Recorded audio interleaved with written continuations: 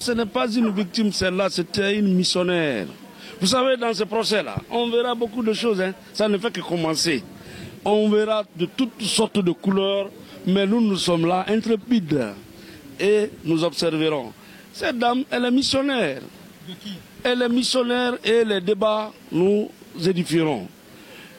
Cette dame, je ne crois pas qu'elle soit victime. Cette dame est loin, est tout dans cette affaire comme une partie civile.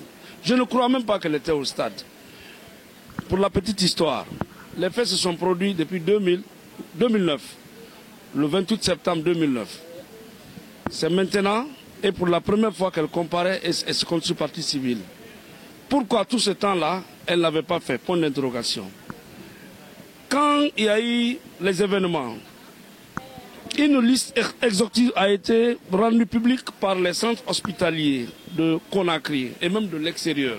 Son nom ne figure pas. Un confrère a souligné ce passage.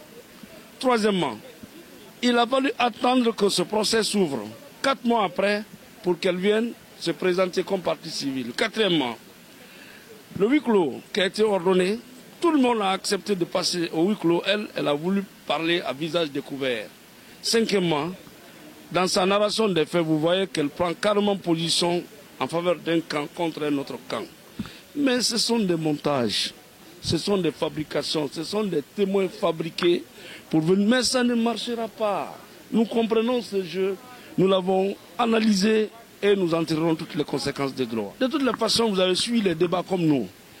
Et elle ne peut jamais dire à quelle elle est arrivée au stade. Et puis ce qui est ahurissant, ce qui est même grave, non, elle est dangereuse.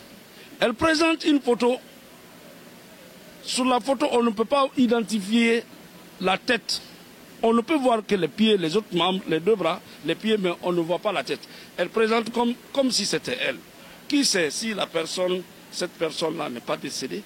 Est-ce qu'elle a accepté de venir? Mais cette photo-là, elle se promène avec ça, qui n'a même pas été communiquée dans le dossier, pour dire que c'est elle. Non, et puis, 6e, elle quitte ici, elle va à Dakar, c'est là-bas qu'elle va rencontrer Toumba.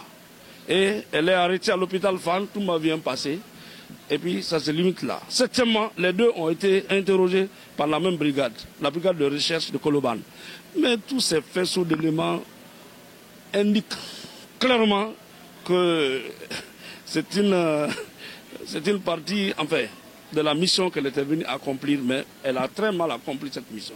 C'est pourquoi elle était nerveuse. À des moments donnés, elle passait même aux injures.